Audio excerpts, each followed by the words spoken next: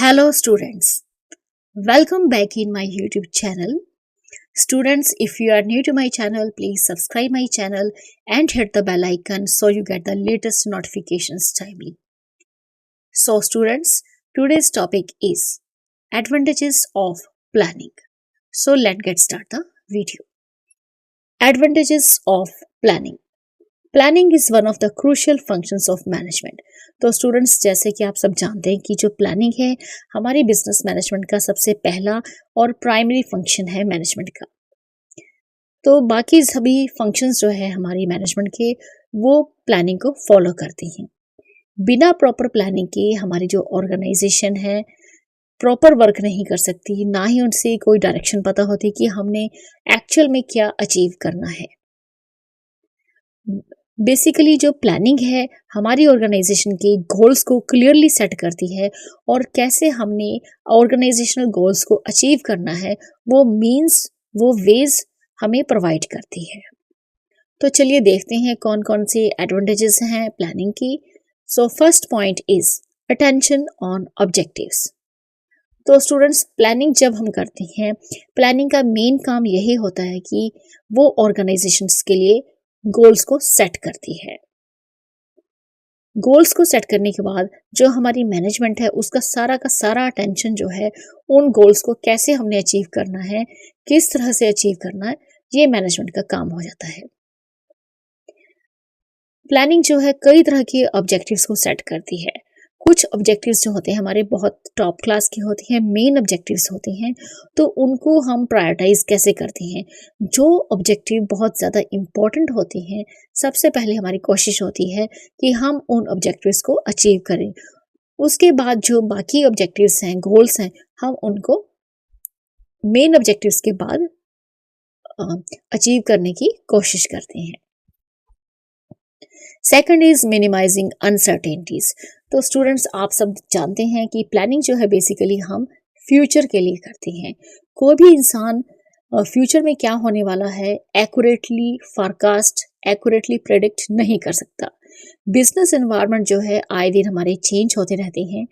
Basically planning जो है एक तरह से एक कोशिश है कि हम फ्यूचर को फारसी कर सकें, फोरकास्ट कर सकें और अपनी बिजनेस की जो चीज़ें हैं, बिजनेस के इंपॉर्टेंट डिसीजंस हैं, टास्क हैं, ऑपरेशंस हैं, उनको पॉसिबल वे में, बेस्ट पॉसिबल वे में प्लान कर सकें।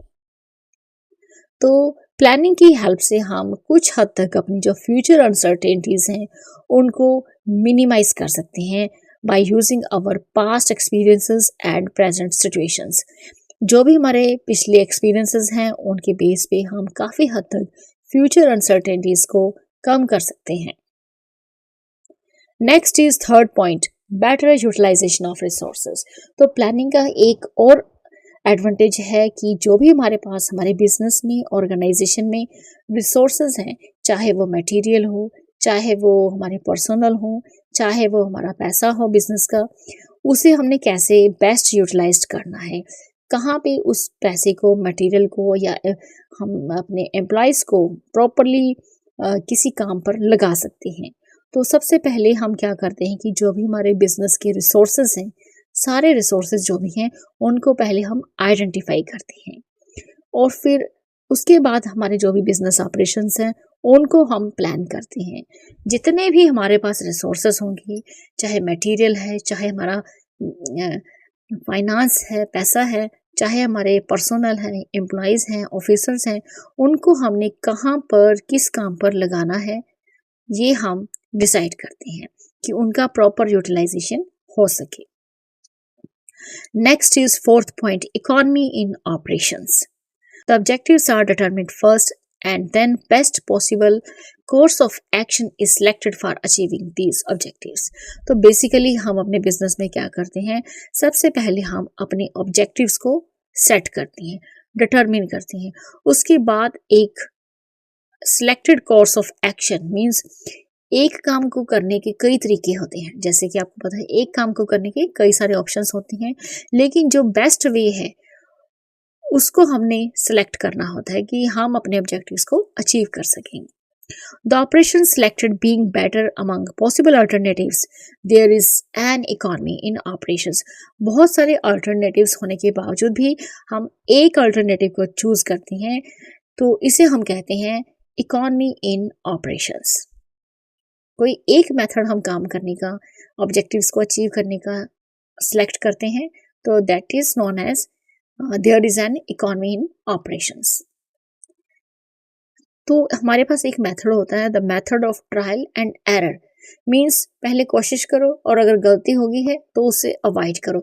तो ऐसे मेथड्स को हम अवॉइड करते हैं, क्योंकि अगर हम पहले ट्राई करेंगे और उसके बाद अगर गलत हो जाता है तो उसे अवॉइड करेंगे, तो इट मीन्स कहीं ना कहीं हम अपने रिसोर्सेज को ऐसी चॉइसेस में वेस्ट करते हैं.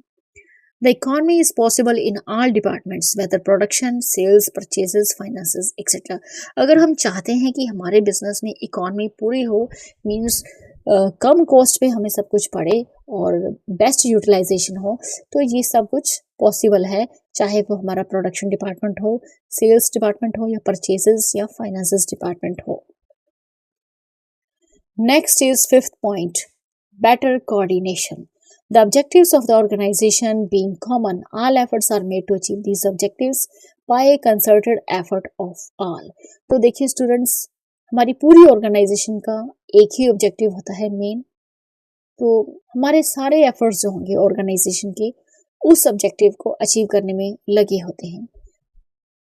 तो यहाँ पर हम सबका जो एफर्ट है, पूरी ऑर्गेनाइजेशन का जो एफर्ट्स हैं, और उसमें एक प्रॉपर कोऑर्डिनेशन होना चाहिए, जिससे हम अपने ऑब्जेक्टिव्स को आसानी से और जल्दी से अचीव कर सकें. The duplication in efforts is avoided. Planning will lead to better coordination in the organisation which will ultimately lead to the better result. तो ये सब कुछ पॉसिबल होता है प्लानिंग की वजह से. अगर प्लानिंग हम प्रॉपर करेंगे तो हमारी ऑर्गेनाइजेशन में जो एफर्ट्स सबके लग रहे हैं उसमें एक प्रॉपर बेटर कोऑर्डिनेशन होगा, और जिससे हमारे जो रिजल्ट्स हैं वो काफ़ी अच्छे होंगे. Next is sixth point, encourages innovations and creativity. A better planning system should encourage managers to devise new ways of doing the things.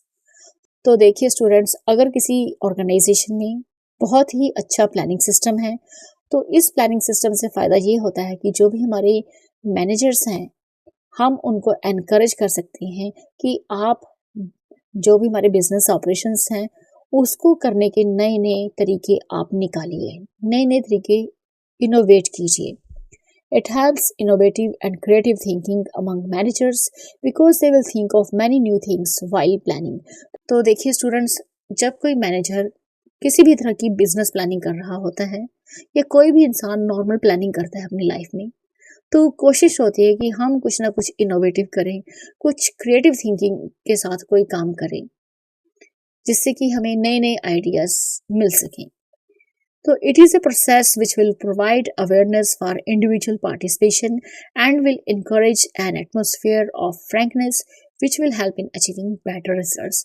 तो प्लानिंग जो है एक ऐसा प्रोसेस है जो कि इंडिविजुअल पार्टिसिपेशन को और ज़्यादा एनकरेज करता है, और एक ऐसा एटमॉस्फेयर क्रिएट करता है कि जिससे कि हमारे जो रिजल्ट्स हैं वो बेहतर निकलते हैं. Next is seventh point, management by exception possible. तो students, management by exception means that the management should not be involved in each and every activity. तो देखिए students, management by exception possible. हमारे कोई भी बिजनेस ऑपरेशंस में ज़रूरी नहीं कि मैनेजमेंट हर बार इन्वॉल्व हो. बहुत सारी डेली रूटीन में कई प्रॉब्लम्स आती हैं हमारे बिजनेस में, हमारे ऑर्गेनाइजेशन में, तो ज़रूरी नहीं कि हर छोटी से छोटी प्रॉब्लम में मैनेजमेंट अपनी इन्वॉल्वमेंट दिखाए. अगर हमारे बिजनेस में चीज़ें अच्छी चल रही हैं तो यहाँ पर हमें कोई चिंता करने की आवश्यकता नहीं है, और मैनेजमेंट को सिर्फ तभी इंटरवेन करना चाहिए जब चीज़ें जो हैं, जब ऑपरेशंस जो है, हमारे बिजनेस ऑपरेशंस जो हैं, प्लानिंग के अकॉर्डिंगली ना हो. बेसिकली प्लानिंग क्या करती है, हमारे ऑर्गेनाइजेशन के ऑब्जेक्टिव्स को फिक्स करती है, और हमारे जितने भी ऑर्गेनाइजेशनल एफर्ट्स होते हैं सारे उस ऑब्जेक्टिव को अचीव करने में लग जाते हैं. तो मैनेजमेंट को सिर्फ और सिर्फ तभी इंटरफेयर करना चाहिए जब हमारे बिजनेस में चीजें सही ना चल रही हो। By the introduction of management by exception, managers are given more time for planning the activities rather than wasting their time in directing day-to-day work. तो जब से हमने अपनी मैनेजमेंट में, अपने बिजनेस में मैनेजमेंट बाय एक्सेप्शन कंसेप्ट को add किया है, तब से जो भी हमारे मैनेजर्स हैं उनको बहुत ज़्यादा और अच्छा टाइम मिल रहा है कि वो अपनी बिजनेस एक्टिविटीज़ को और अच्छे से प्लान करें। Next is 8th point, facilitates control. तो देखिए स्टूडेंट्स, प्लानिंग एंड कंट्रोल जो हैं ये दोनों इनसेपरेबल हैं, इन दोनों को हम सेपरेट नहीं कर सकते। प्लानिंग की हेल्प से हम अपने ऑर्गेनाइजेशनल ऑब्जेक्टिव्स को सेट करते हैं और कुछ स्टैंडर्ड परफॉर्मेंस स्टैंडर्ड्स जो हैं वो फिक्स करते हैं, क्योंकि प्लानिंग जो है गोल्स को सेट करती है और प्लानिंग की हेल्प से हमारी ऑर्गेनाइजेशन में कोई भी एम्प्लॉय हो, कोई भी ऑफिसर हो, पर्सनल हो, हम सबके लिए कोई ना कोई टारगेट फिक्स करते हैं, यानी कि हम सबके लिए एक परफॉर्मेंस स्टैंडर्ड फिक्स करती हैं। तो इससे मैनेजमेंट को क्या फायदा होता है कि मैनेजमेंट जो है हर subordinate, each and every subordinate की परफॉर्मेंस को चेक करती है। The deviations in performance can be rectified at the earliest by taking remedial measures. तो अगर किसी केस में हमारी एक्चुअल परफॉर्मेंस स्टैंडर्ड परफॉर्मेंस के कंपैरेटिवली कम आती है, तो इट मीन्स यहाँ पर हमारे डेविएशंस निकल रहे हैं और हमारी एक्चुअल परफॉर्मेंस जो है वो डाउन हो रही है, कम हो रही है, तो यहाँ पर हमें कुछ इम्पोर्टेंट इमीडिएट रेमेडियल स्टेप्स लेने पड़ते हैं। Next is 9th point, facilitates delegation. Under planning process, delegation of power is facilitated. The goals of different persons are fixed. They will be requiring requisite authority for getting the things done. तो देखिए students, planning process के under powers जो हैं वो भी हमें अपने employees को देनी पड़ती हैं। तो प्लानिंग की हेल्प से हम ऑर्गेनाइजेशनल ऑब्जेक्टिव्स को सेट करते हैं। प्लानिंग की हेल्प से हमारी ऑर्गेनाइजेशन में जितने भी एम्प्लॉयज हैं, हम सबके लिए गोल्स अलग अलग पर्सनस के लिए सेट करते हैं। अगर हमने किसी के लिए, किसी भी एम्प्लॉय के लिए गोल सेट किया है, तो डेफिनेटली कहीं ना कहीं उसे अथॉरिटी की भी ज़रूरत पड़ती है। तो ये अथॉरिटी जो है मैनेजमेंट प्रोवाइड करती है, जिससे कि वो पर्टिकुलर एम्प्लॉय या पर्सनल अपना काम जो उसे असाइन किया जाता है उसे कर सके। तो इस तरह से डेलीगेशन ऑफ अथॉरिटी प्रोवाइड की जाती है through planning process. So students, in this video you have learnt about the advantages of planning. So students, in this video only this much. Thank you. Thanks for watching.